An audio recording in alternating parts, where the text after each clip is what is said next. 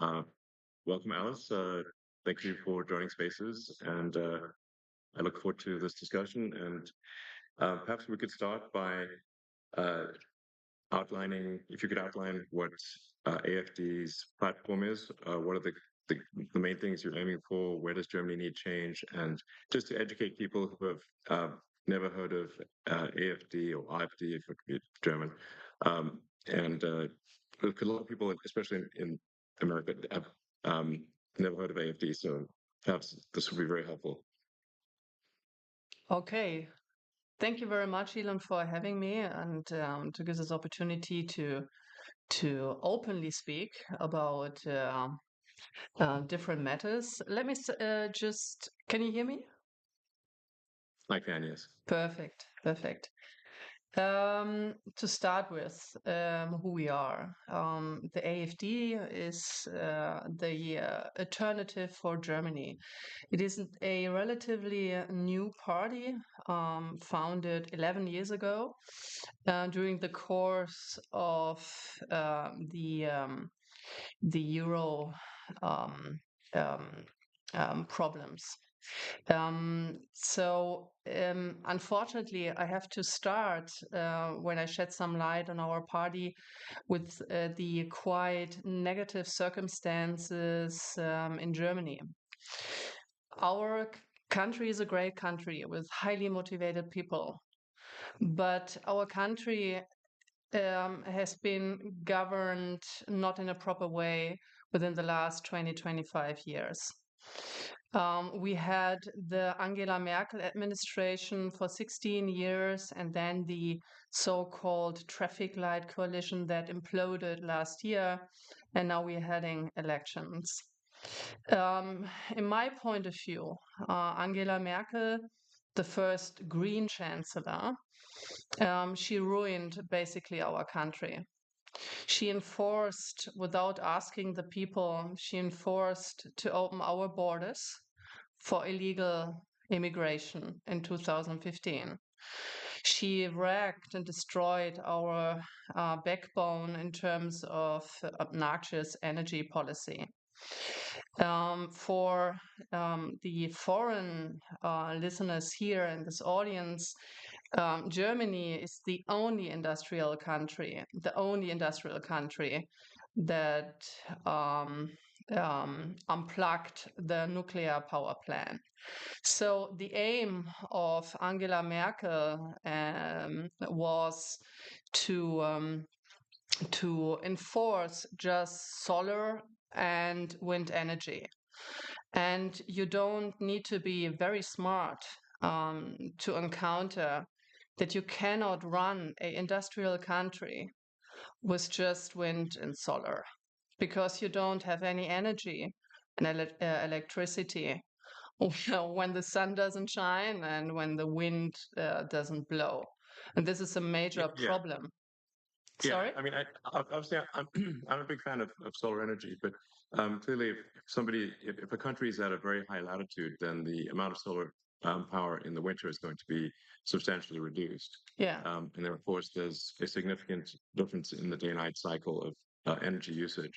Um, so a lot of power can be done with solar and with large-scale grid energy batteries, but it must be supplemented with other forms of power because there's not a lot of sunshine in the middle of winter in Germany.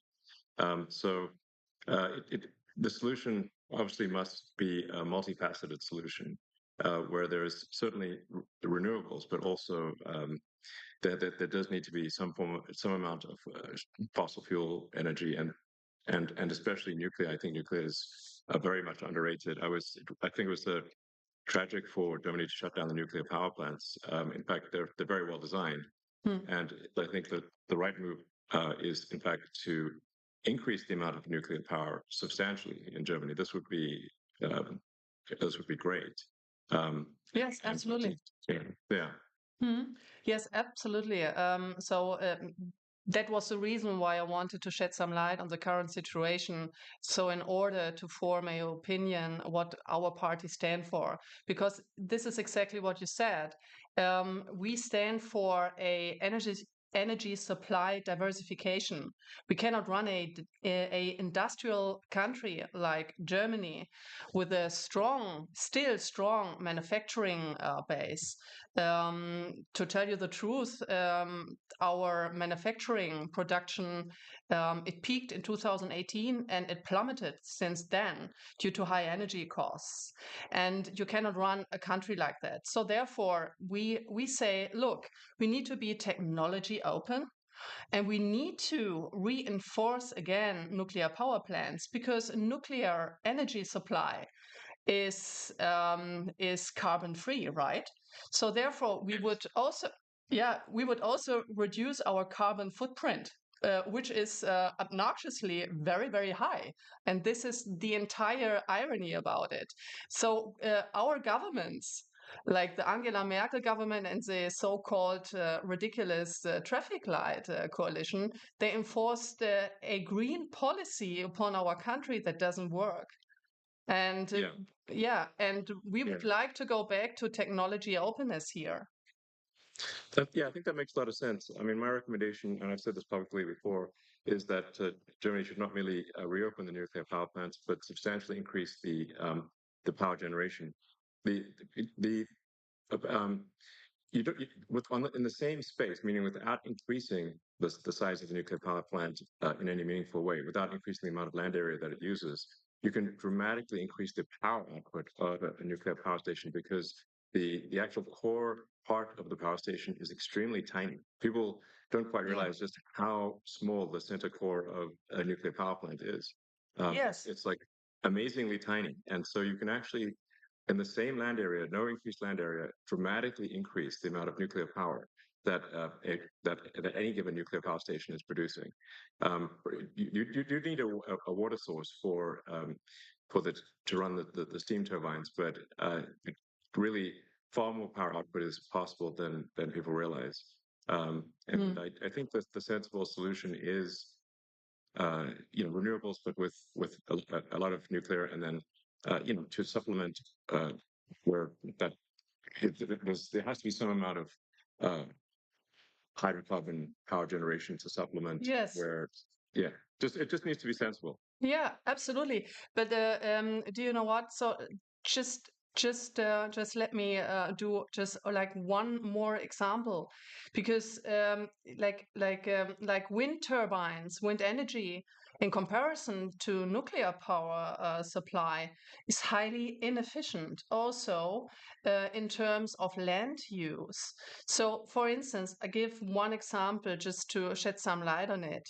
If you were to replace one nuclear power plant, let's say like Emsland nuclear power plant here in Germany, with an annual electricity production of 10 billion kilowatt per hour, with modern wind turbines, with a production of just 8 million kilowatt per hour per year, you would need 1,250 wind turbines just to replace this one power plant.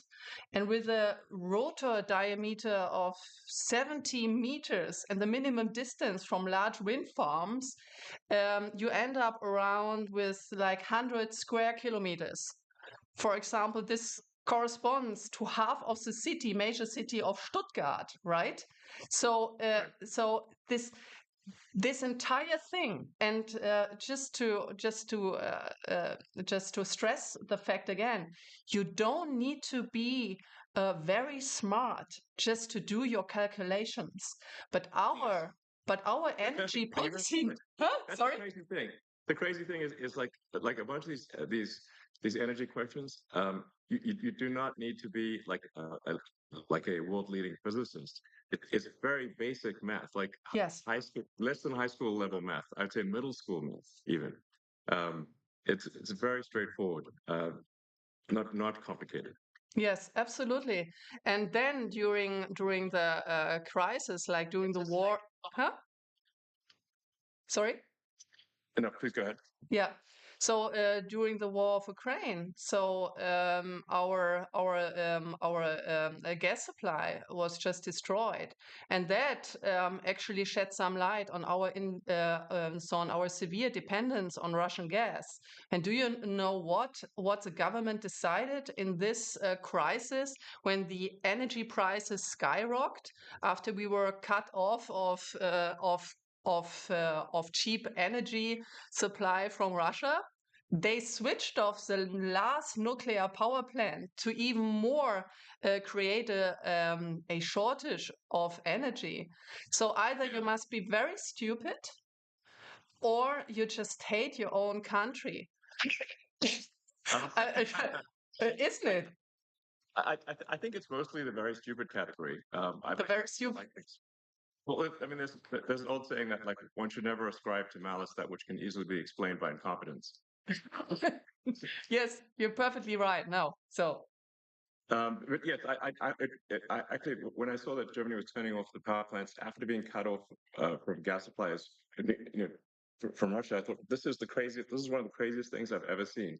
Just when Germany most needs yes, electricity, Germany is shutting down one of the best sources of electricity, which is nuclear power.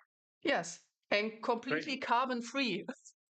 Yeah, crazy, crazy. It's crazy. Yeah.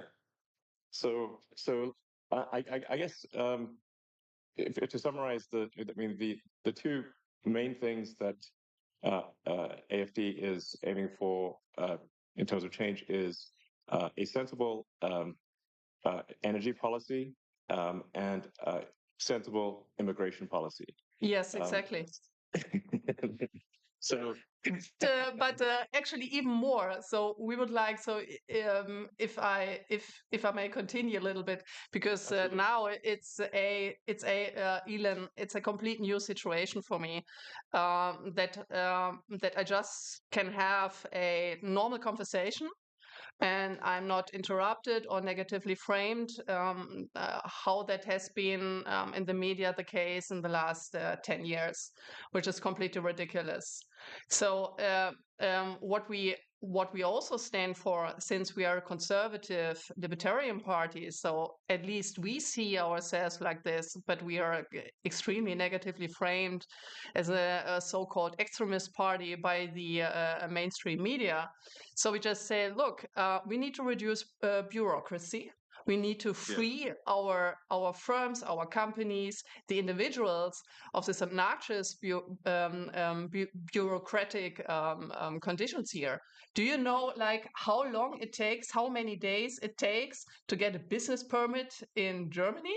Just guess. Well, as it turns out, I do because we Oh yeah, the big plan. So how many days a did it take gigantic you? car factory, just near Berlin. So we had many challenges. I mean, this is to be clear. Like we actually had a lot of support, a lot of local support, a lot of local support from the local government, from the national government, and despite all that support, just the sheer number of rules that the people in the government are required to follow is completely crazy.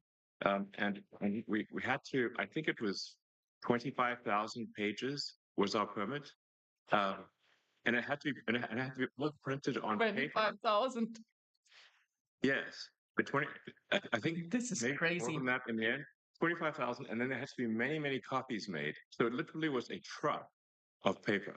Um, because and we're like, surely we can make this electronic. Isn't that better No, for not everyone? possible. You need to have that on paper in Germany.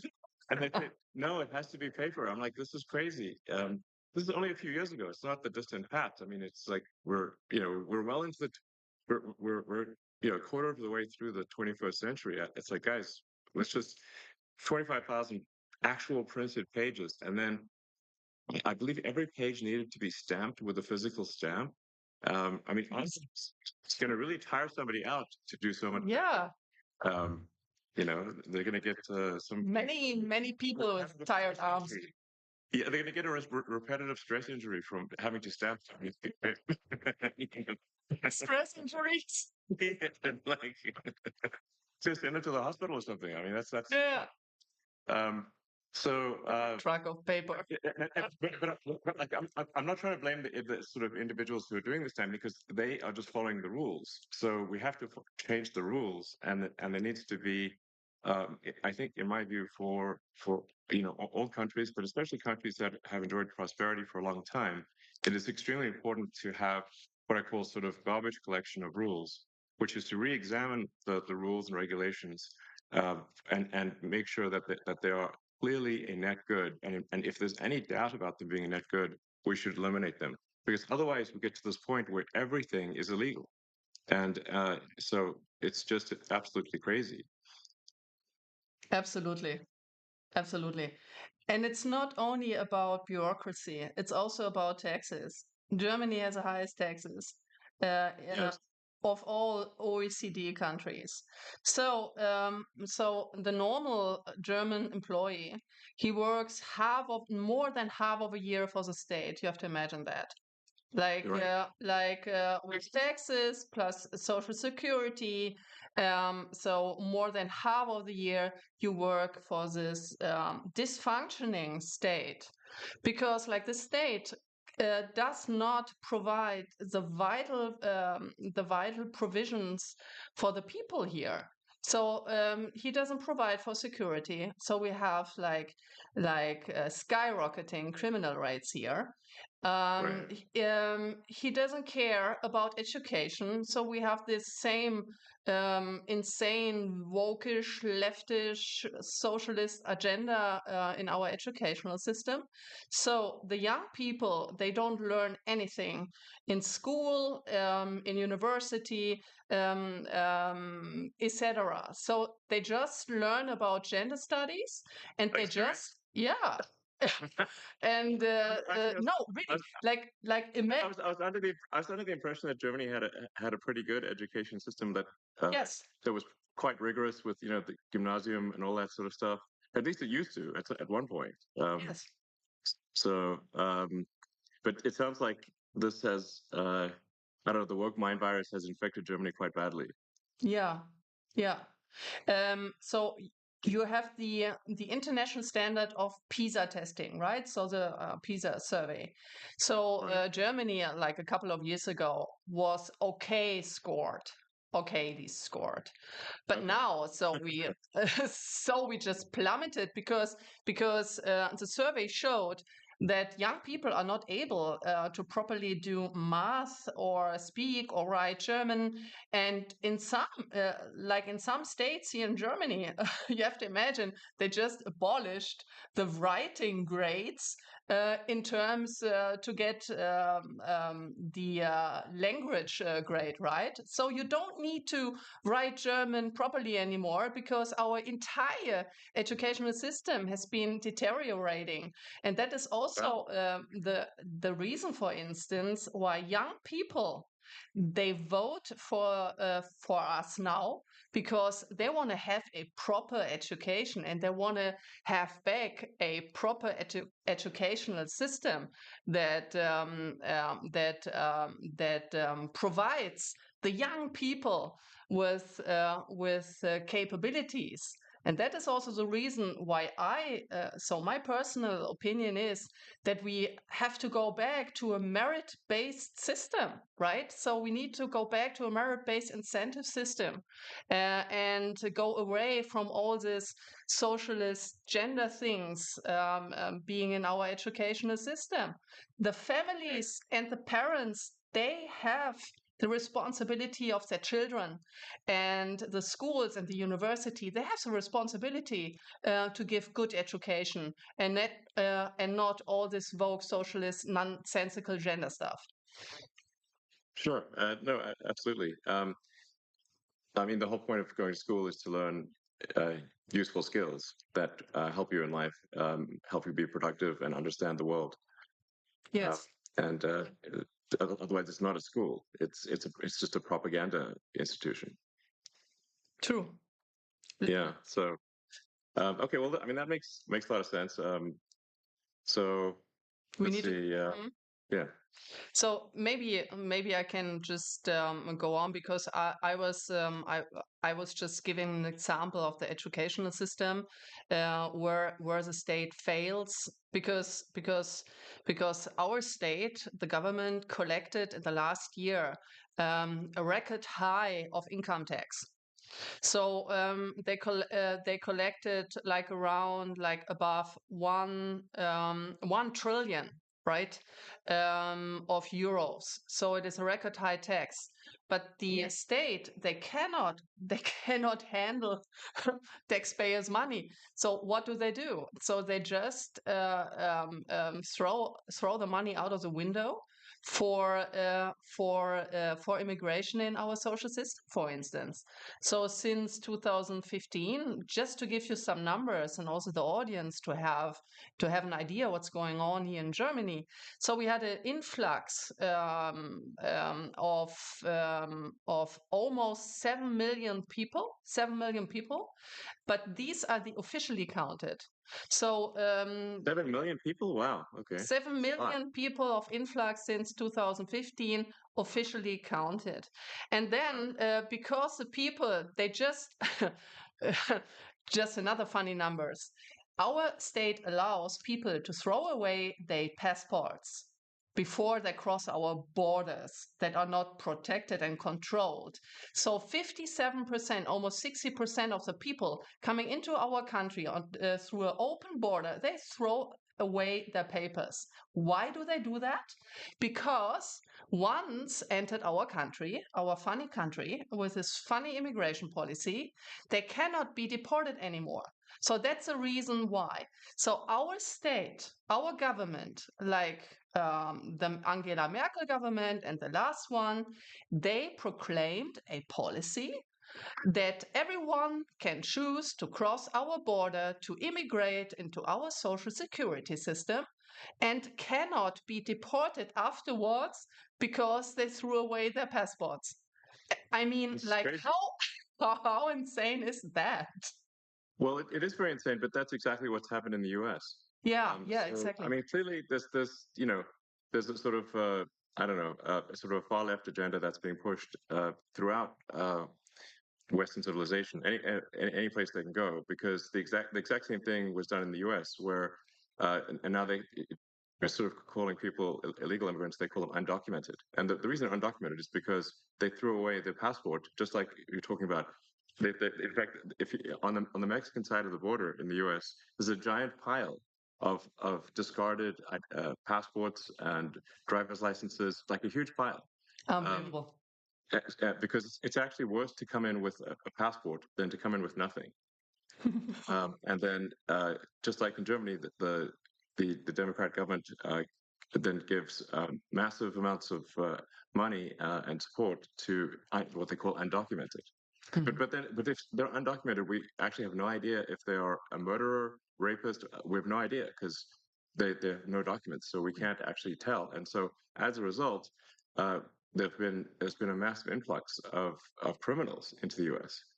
Because, and frankly, I mean, I'm wondering what's taking criminals so long to come here. I mean, this is a talk. I mean, America's a target-rich environment. It's you know the you could in America it's so easy to steal things in these wealthy neighborhoods. Mm. It's like the only thing that is going to slow down how much you can steal is if your back hurts from carrying out all the goods.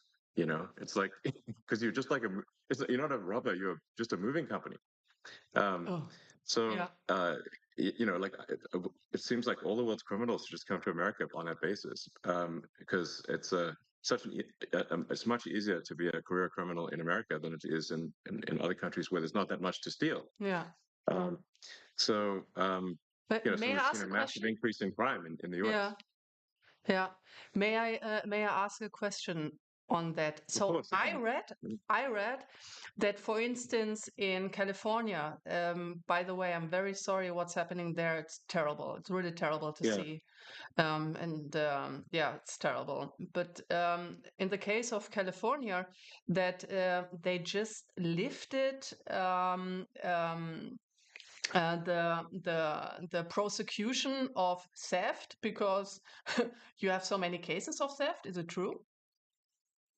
Yes, the de facto situation in California is that theft is almost never prosecuted. It's My maybe goodness. 1% of the time is theft prosecuted, and even when it is prosecuted, the criminals are let out on bail immediately. So basically, theft is legal in California. Unbelievable. It's crazy. It's crazy. Yeah. Um, Now, there was recently a referendum in California uh, to make crime to make stealing illegal again, which Hmm. was and actually that was a very popular and it passed. Uh, because it was actually literally legal to steal anything under $1,000, which means people could just walk into a store Yeah. at $1,000 at a time and take out anything they want. And if the storekeeper stopped them, the storekeeper would be arrested. Um, so this is literally like the Joker and Batman. It's like the criminals, you know, um, are in charge, and the honest citizens are arrested. It's just completely insane. Now, like I said, the people in California did vote overwhelmingly to make theft illegal again. Yeah. Um, but astonishingly, the governor of California, Governor Newsom, he was against the making theft illegal. Uh, And which he is just doesn't make didn't any implement it. sense. Yeah, well, no, but what they're going to do is, even though it is technically illegal again, they the sort of far left will refuse to enforce it. So Unbelievable. because you really need two things for something to work, for laws to work. You need both the law and you need enforcement of the law. And if you don't Yes. have, if you so, I mean, this is something that George Soros really figured out. I mean, he's sort of yeah, brilliant guy, but honestly, very anti-human in my opinion. Is that you don't actually need to change the law; you just need to stop enforcement of the law, and that does the trick. So, Unbelievable. I think there is somewhat of a reawakening in the U.S. and I think even in California, people are tired of this and they want change. And I think that's really if you say like what people are wondering like uh, why did Donald Trump win? And it wasn't just a small victory in the U.S. elections this year. Uh, President Trump won the Electoral College. He also won the popular vote, majority of the people, and the House is Republican and the Senate is Republican. What this says is the American people are demanding change. They're being very clear. And my recommendation for the people in Germany is to do the same. Um, if you are unhappy with the situation, you must vote for change, and that is why I'm really strongly recommending that people vote for AFD. That's my strong recommendation, and I think this is simply the sensible move. Uh, and I think Alice Beadle's a very, very reasonable person, and hopefully people can tell just from this conversation, like nothing outrageous is being proposed, just common sense. Um, so, in fact, as I've said publicly, I think only AFD can save Germany, and I just want to be very clear about that. Only AFD can save Germany. End of story. And people really need to get behind AFD, and otherwise things are going to get very, very much worse in Germany. Yes, because you rightly said there is a difference of making a law and then enforcing it. So now we have the situation in Germany where you have, on the one hand, you have the AfD, and on the other hand, what's so-called the Uni parties, right? The Uni Yeah. party consisting of all the others, because they stick together, and no matter what they say, they're not able to implement, to enforce the promises they're doing in every election, especially the Angela Merkel party. Do you know that the chancellor candidate, so my running mate of the Christ Democratic Party, that it's wrongly labeled, for instance, by the Economist as a center-right party. So in my opinion, it's a leftish Green party. But anyway, Angela Merkel was the first Green chancellor we had here. So what he did is that he, by the way, just talking about interference, So I just look it up here. He called your interests, so your interests in German politics, pushy and presumptuous. Yeah. And What does he yeah, say about George Soros? yeah, exactly. And Bill Gates. So Yeah, that Bill was Gates, not a exactly. problem. When Yeah. Bill Gates actually tried to sell his mRNA vaccination and not mentioning all the huge side effects on people's health, and no one takes responsibility about that, and the entire bluff and scam of wearing a mask, right? So Yes. it's unbelievable. And also, that candidate of the Christ Democrats, like Friedrich Merz, he warned the world about the consequences of voting for Donald Trump in October last year. So, Right. so far for like foreign interferences, right? So it's Exactly. unbelievable. It's really unbelievable, like how Donald Trump was treated by German media and German politicians during his election campaign. It was unbelievable. And I mentioned that before in a Bloomberg interview. It created, for me, it created physical pain to see that, how he was disparaged, like, and his entire family. So, yeah, so I feel very sorry for these people. Um, um, just like, saying negative things. And now, Yeah. while we while we talk, 150 bureaucrats of the European Union are watching us, our conversation, to enforce this ridiculous Digital Services Act that is nothing else than a censorship on free speech. But free speech, right? It's Yes. and you said it, free speech is a precondition of democracy. If you are Yeah. not able to form a proper opinion and exchange opinions and ideas, and a democracy should be a competition of the best ideas, right? And of compromises. Absolutely. Yeah, but Yes, exactly. Without freedom of speech, people are obviously not able to say what they want to say, and then they cannot make an informed vote. So if people are simply fed propaganda and have no access to what's really going on, then they can't make an informed vote, and then you don't have a real democracy. So that's why I say, free speech is the bedrock of democracy. There must be free speech in order for people to make an informed vote.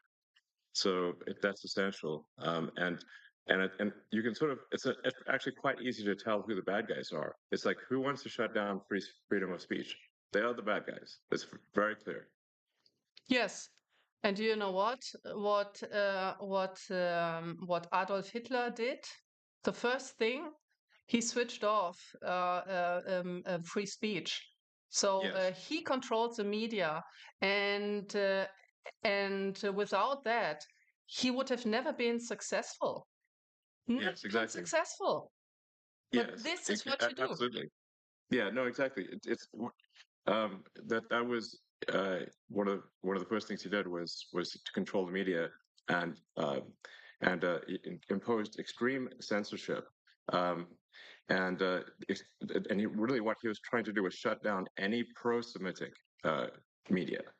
Anything pro-Semitic or any defense of the Jewish people was shut down.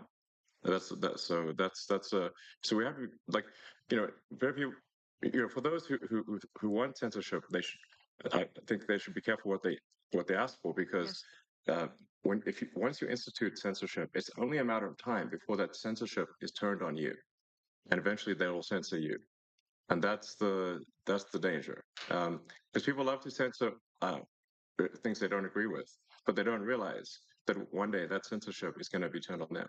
Absolutely. So, yeah.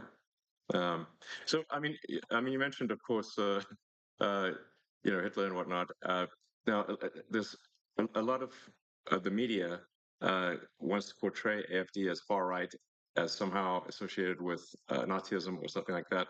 Perhaps you could address that concern, because people, when they hear sort of right wing in Germany, they naturally have a bit of a negative reaction. Hmm. Hmm. Um, l- Yes, thank you. Thank you for the question. First of all, I would like to, since I'm a economist, I would like to shed some light on the idea when we talk about Hitler, on the idea of the National Socialists. Back then, during the Third Reich, the National Socialists, as the word says, they were socialists. Adolf Yeah, Hitler very much considered, so. yeah, They nationalized industries like crazy. yes, absolutely. He was a communist and he considered himself as a socialist. So what they did, they yeah, they state funded then the private companies, and then they asked for taxes, huge taxes, and then also wait a second, I need to ask the word now, verstaatlichen. Nationalized. Yeah, nationalize the entire industry. Yeah, you Yeah, said that before, and the biggest success after that terrible era in our history was to label Adolf Hitler as right and conservative. He was right, exactly the opposite. He wasn't a conservative. He wasn't right. a libertarian. He was a communist, socialist guy. So, Yeah, full stop. No more comment on that. And we are exactly the opposite. We are a libertarian, conservative party. And see, look at this during like now, like during the discussion of this terrible Hamas attack on Israel. So only the leftish Palestinians they criticize the policies here. So you have a deeply vested anti-Semitism within the leftish movement, and it was always that case. Why? And Adolf Hitler, he also played with that. He played with the envy of people. Jewish people have been highly educated, very cultivated, and they were successful. There were wealthy people back in Germany then. And then he enforced the envy of the population against these people. And it was a socialist measure taken against them. Look at Stalin. Look at the Soviet Union under Stalin, the very same thing. So he was nothing else than an anti Semitic socialist. And we yeah, are exactly the opposite. We are a libertarian conservative party. We are wrongly framed the entire time. And we would like to free the people of the state. I want to have independently thinking people, self confident people. I would like to have a state that is minimized to his functions, yes, and letting the people having their freedom of speech, freedom of wealth, also like generating wealth with these obnoxiously high taxes. The state erodes the backbone of wealth, right? So the people are not able to accumulate wealth that make them independent from the state. So I would like to have independently thinking, well-educated people who have the freedom to form their own opinion. I want to have strong leaders in Germany. I don't want to have stupid, weak leaders as we had in the last couple of years, because these people cannot think straightly. And they're a big danger. Look at the war in Ukraine now. They're a big yeah, danger to our national security and to actually to the entire European security. This is also my hope in Donald Trump and in you, in your administration, that you end that terrible war, this worthless dying of young people every day, like as yeah, fast as you can, because the Europeans, they cannot. They actually given up on everything, like on a good military, on a good negotiation power. They completely depend on the US in the sense of, oh, the USA need to do the entire job. We don't need to do anything. We just escalate the entire conflict against Russia. it's very dangerous what's going on here, and only you can basically stop it. Yeah, I mean, I think President Trump is gonna, you know, is gonna solve that conflict, I think, very quickly. As you point out, it's now been in somewhat of a stalemate for a few years, and all that's happened over the past few years is hundreds of thousands of people dying, but for no gains. Yeah. And the longer this conflict goes on, the more Ukraine weakens relative to Russia. I mean, Ukraine is a much smaller country. It simply cannot afford the losses relative to Russia. Russia has, uh, it's just, you know, this is the longer this drags on, the worse it is for Ukraine. And then you've got all these poor, you know, men dying and and for nothing. Why? Um, so. Um, I hope this terrible conflict can be resolved quickly, and I think it will be under President Trump.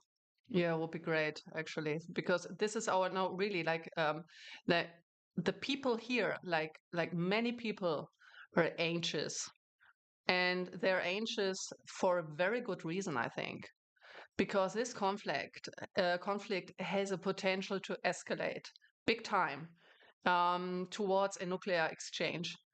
And here, the European governments, they have no measure, they have no strategy, they have no red line, no storyline of their foreign and security policy towards Russia, towards Ukraine. They have no strategy to end that, and they don't have the military power, right? So they underspend the budget to NATO for actually for decades, like Yeah, for a very long time. Like the average, for instance, of Germany, because the share of GDP is supposed to be 2%. So Germany, on average, I think was just like slightly above 1%. So Germany didn't contribute, but Germany is also not prudent of the defendants of our own country. So this is the second thing. So we are completely dependent on the US. But I think, and I've listened to this very interesting speech of J.D. Vance. He said he doesn't want to have client states, right? right. Yeah. So he wants to have independent states who that also form their own independent opinion on things, right? So Yes, you for instance in your companies, you don't want to be surrounded by yes people and by mediocre people, right? So me neither. right. So I Right. try No, to acquire, absolutely. yeah. So I try to also I try to have the best people in my team, and these best people, they have the task to criticize me every day, and I don't want to have yes sayers, right? Because you Yes, cannot learn, so you have yes. no mistake correction. Sorry, I just said yes. Yes, yes, yes. Yes. Yes, people. um, No, but it's so important no, no, to, yes, no. yeah, yes. Um, but yeah, no, absolutely. I mean, for say my companies like SpaceX and Tesla, if you know, if we are constantly looking for critical feedback because if we make a mistake, then the rockets blow up and the cars don't work. Yeah, So, you know, physics is very unforgiving. You know, there's you know, say like really physics is the law, and everything else is a recommendation because I've seen people break every kind of law, but I haven't seen them break physics. And so, if you don't get the design of the rocket and the operation of the rocket exactly right, and if even one thing is wrong, the rocket explodes. yeah. So, um, you know, that's I'm a strong believer in seeking critical feedback, and in fact, I think critical feedback should be viewed as a gift. Yes, absolutely. Yeah, yes, yes. Yes. Um, No, so no, no, no. But just to continue on that topic. So if you don't have that feedback loop, so your rocket may explode, right? But here in this critical phase of this terrible war in the Ukraine, uh, many people, may die due to these Yes, stupid policies that have been many made. people have died. Yeah, indeed. Yeah, Um, so, well, I mean, let's touch on some maybe potential what people may view as hot button issues. Like, sure. what are your views on Israel?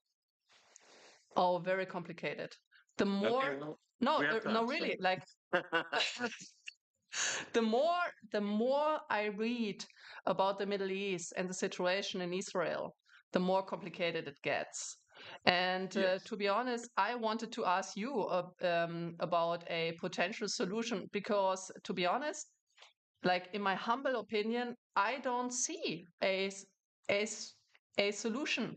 So maybe Israel have to find some alliances with the Sunni states, maybe if possible. And yeah, to be honest, from my point of view, like from my perspective, it's a very complicated situation. And I don't, you know, I'm not this person, I'm not a politician. If you ask a question that I do this, blah, blah, blah. I really say what I think to do honest politics. And to be honest, I don't know very like to be very frank, I don't know how to solve the conflict at this point in time, and I hope maybe you have an answer on that.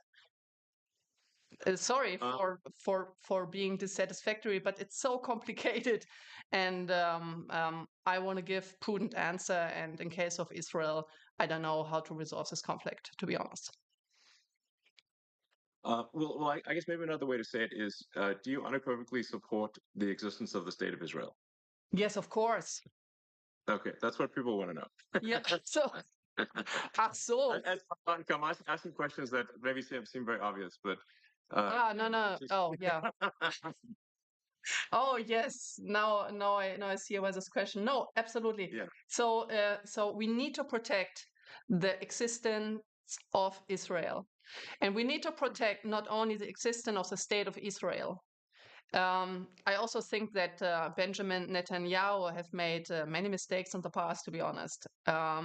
But we also need to take our responsibility as a German nation state to protect Jewish life, Jewish people in our country who are exposed right now to uh, to um,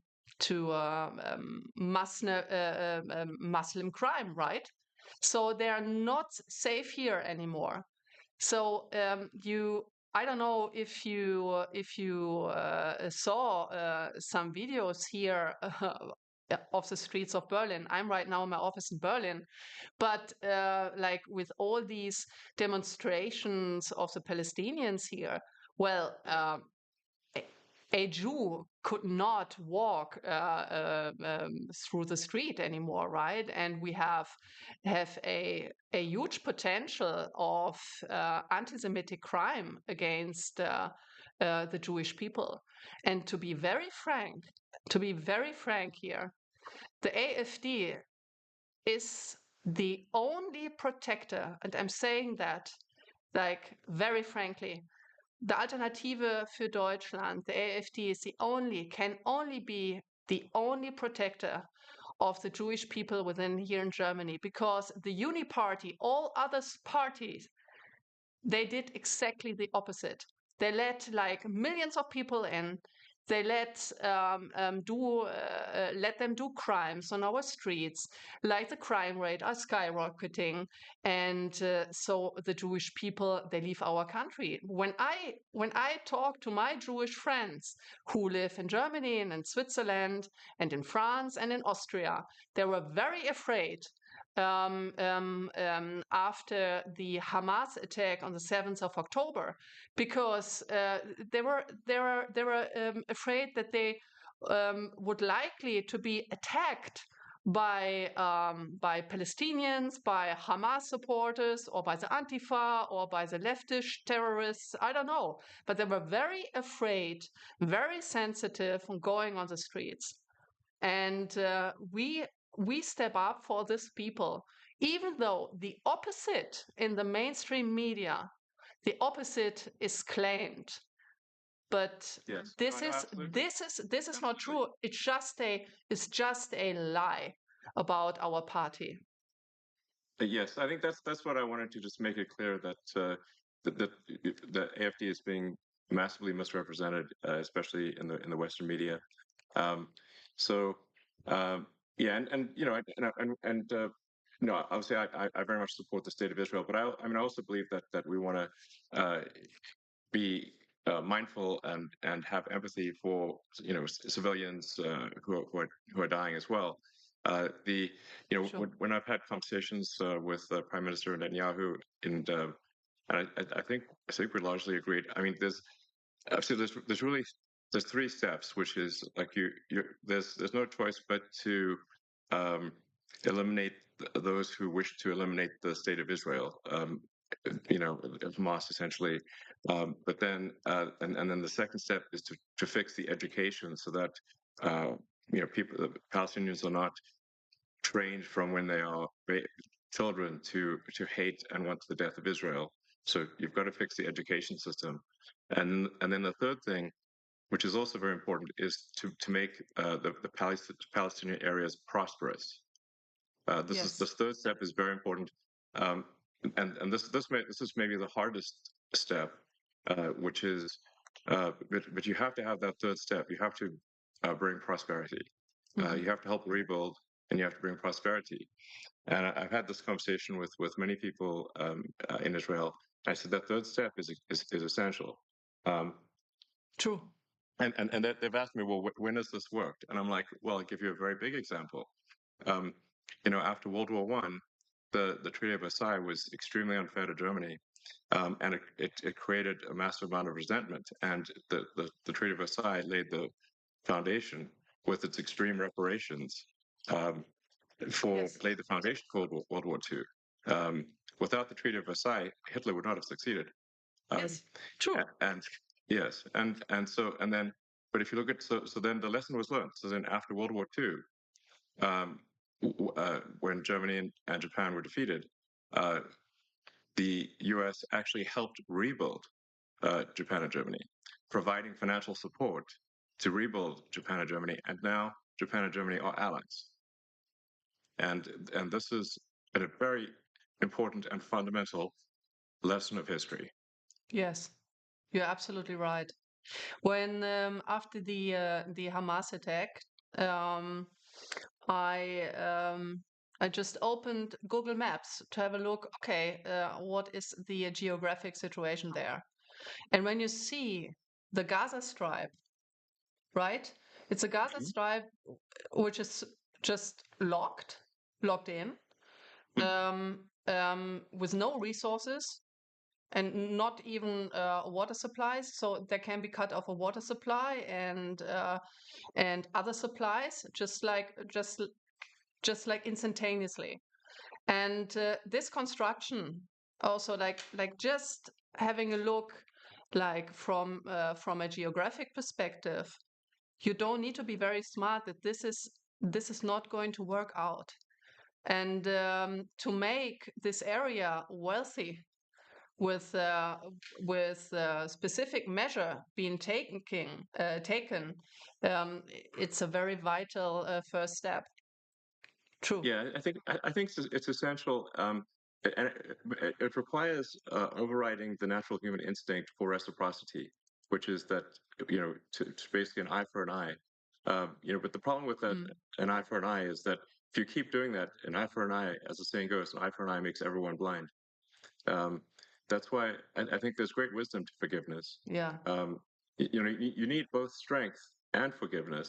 Um, but this this is the only way to stop the endless cycle of violence. It's a very nice sentence. Like the eye for an eye makes everyone blind. Mm. Yeah, exactly. So um, so hopefully that can be the future. That's the best future I can think of. I think any there's not some other future that that works. Mm. Um, so So how about, may I ask you another question? Because we just jumped topics. What is your point of view? We stopped that your administration will end the war in Ukraine very swiftly. But what is your perspective on the instruments and measures that could be taken? So, uh, would you like to talk about it? Can you talk about it a little bit? Um, So, what we could expect? yeah. Well, this to be clear, I mean this is up to President Trump. He is the commander in chief, and so it's really uh, you know up to him. So um, I don't want to speak for him. So, Mm, but I okay. I do think that there is a path here to a resolution, and but it does require strong leadership in the United States in order to get this done. Yeah. Um, so yeah, um, but I'm confident that it can be done. Okay. Yeah. Yeah. And Fair. and I do think it's possible to have peace in the Middle East as well. Mm, These are possible. So and I think that would be a great future for the world. yeah. So um, yeah. No, great. So it's absolutely fair. Very, very fine with me. Um, yes. Well, let's see. Are there any other topics we should discuss, or if you have any questions for me, or anything you think Yes, yes, people might want to know absolutely. about? Because Sure. because because I want to ask, and many people are interested in that. So why do you believe that flying to Mars and populating Mars is your top priority topic, the SpaceX? And when do you think, when will you be ready to have a human expedition to Mars? If you allow, if I may ask this question, because everyone is interested. So these are great projects, right? Yeah. Well, I mean, I think at a very high level, I think sort of like what set of actions um, are going to lead to the long-term prosperity of civilization. The sort of a growth in the scale and scope of consciousness. Um, you know, the to the best of our knowledge, there we are the only place with life, or certainly the only place with life that is intelligent in some form. A lot of people think, oh, there must be aliens, but I've not seen any evidence of aliens.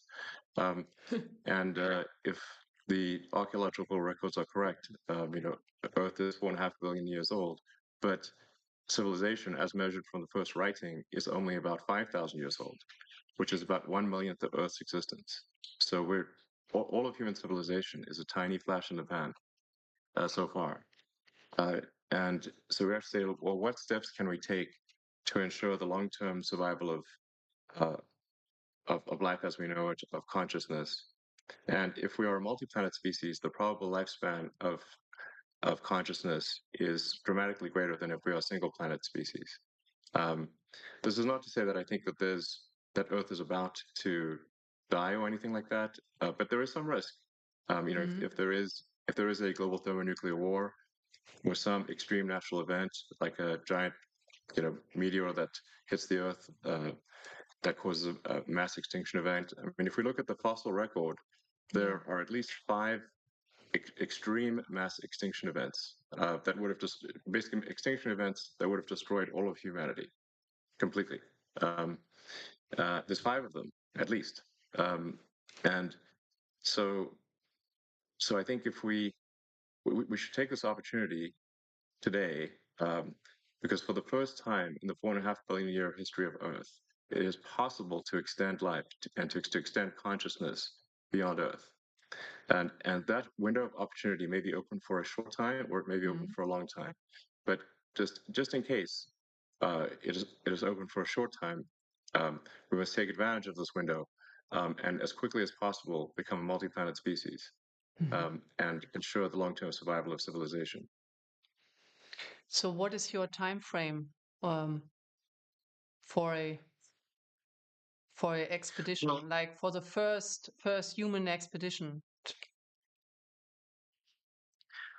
Well, yeah. So to be clear, what matters is not so much the sort of flags and footprints, but the establishment of a self-sustaining city on Mars, where the critical threshold is where the city can grow independent of Earth. Meaning, if the resupply ships from Earth stop coming for any reason, that uh, the Mars colony does not die out.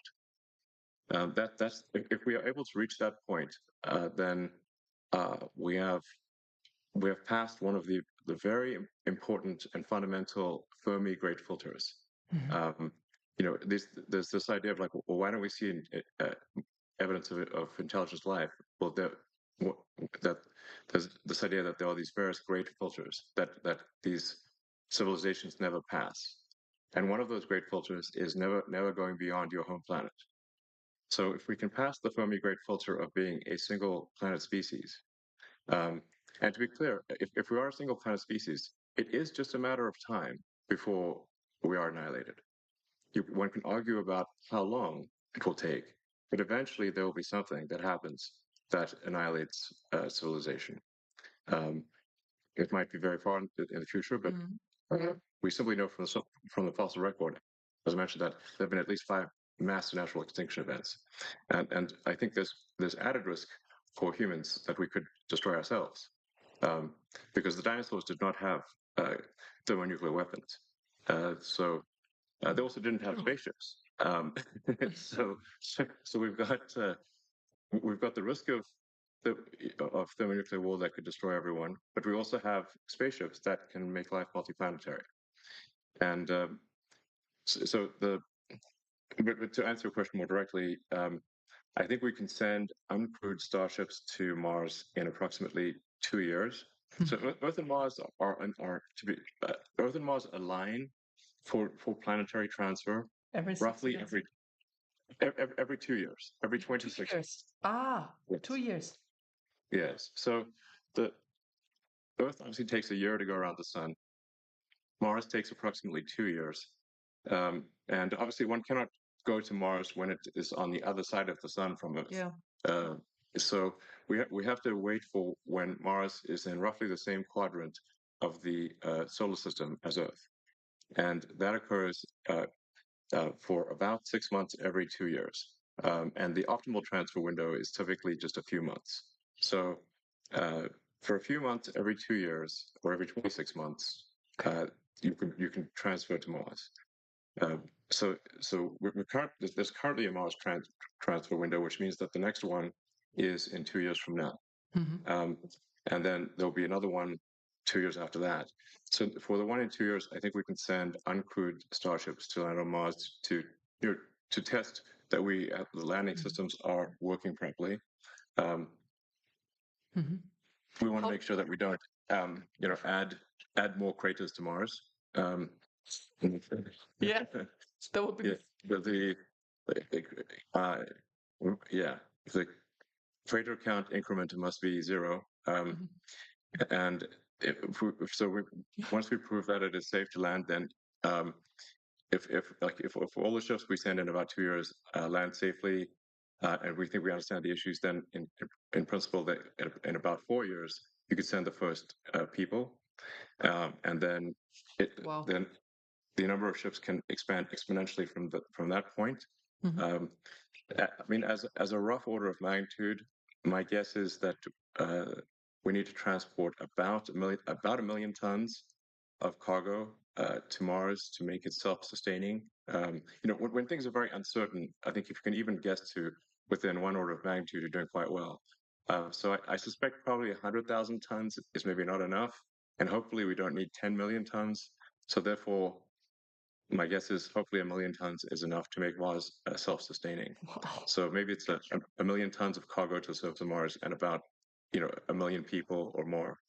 Um, so That's really what matters. The critical threshold from the standpoint of a fundamental branching of the future of civilization is that point of reaching on Mars where uh, Mars can grow by itself, even if uh, resupply ships from Earth stop coming. At that point, the future of civilization branches, and to a good branch. Wow. And probable lifespan of civilization is dramatically greater. Yes. And my guess is that there will be cases where the future Martians actually come and help and rescue Earth, and when there is an emergency. Um, just as America has helped to rescue the rest of the world in World War I and II and the Cold War. And where would the world be if not for America helping out in those three circumstances? I So, see. I think that there's a good chance Mars helps save Earth at some point in the future, maybe many times. Yeah. And then once we have a civilization on Mars, we can expand to the rest of the solar system, to the larger asteroids like Ceres, maybe to the moons of Jupiter and Saturn and beyond, at least through the rest of the solar system. And then, uh, and then we go from being hopefully a multi-planet civilization to at some point a multi-stellar civilization, and we're out there among the stars, um, and uh, and then we can try to find out what is the nature of the universe. Perhaps when we go to and visit these faraway star systems, we will discover the remains of long dead alien civilizations. I think that would be incredibly interesting. For sure, it will greatly improve our understanding Mm. of the nature of the universe, Absolutely. dramatically. Yes. Um, and things that like the time scales are just remarkable to think about. I mean, physics suggests that the universe is about 13.8 billion years old. Um, and I mean, even the elements in our body that aren't hydrogen, um, like any heavier elements had to be formed in in the center of a star. And so the a large part of our body was actually formed in this in the center of a star, and that star exploded, and then the elements recondensed, ultimately billions of years later to um, form Earth and humans. So, so when you think about these timescales, they were really remarkable to think about. Yeah. And but, a civilization that lasted a million years. So our civilization, like so, I think a good metric for saying when does a civilization start, I think, is maybe writing. That's if you can pick anything, I'd pick that. That's only 5,000 years ago.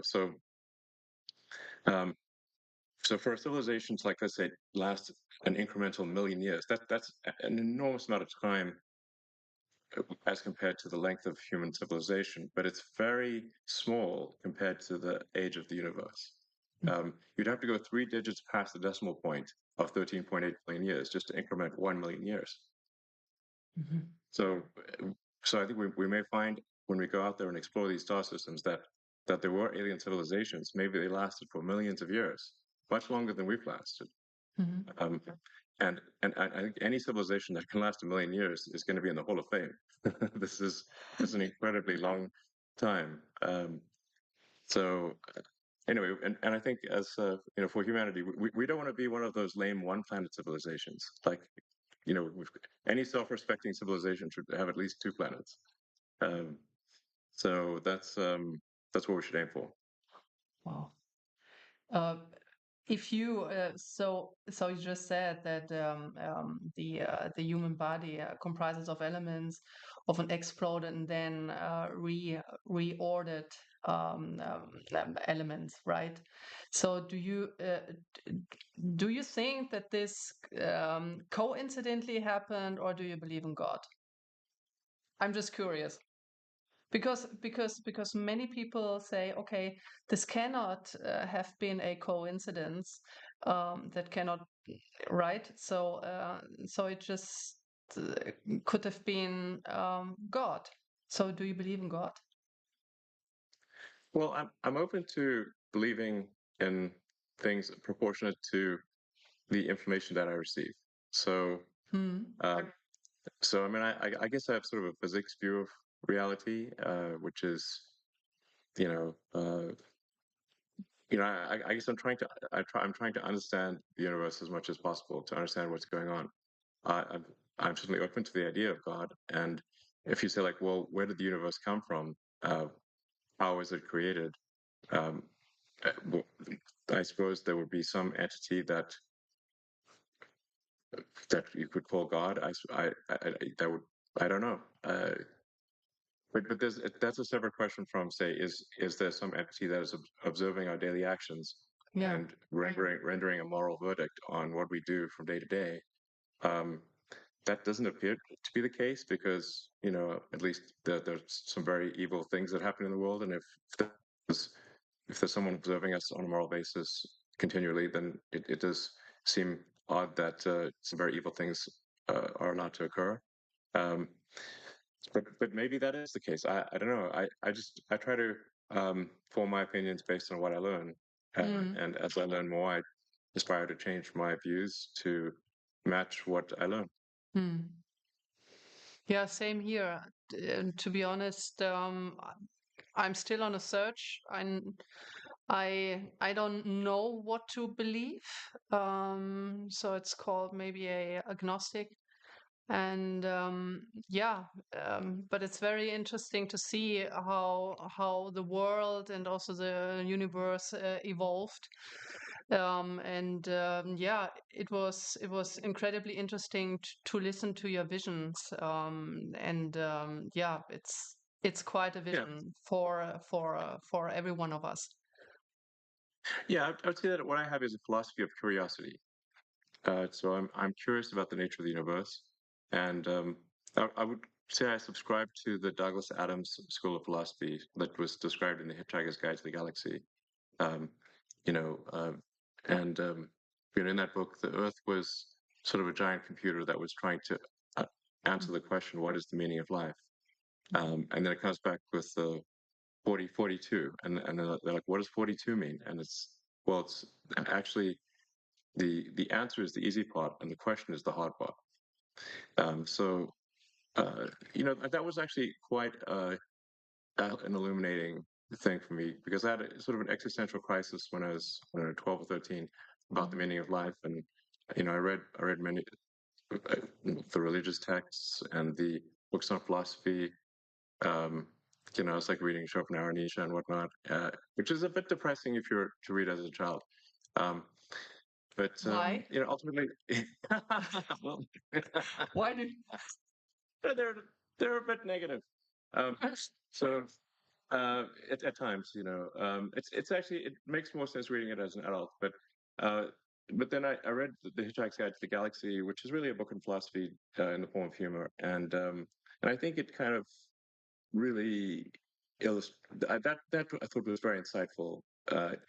That that we should basically try to understand the nature of the universe, and in fact understand even what questions to ask about the answer that is the universe.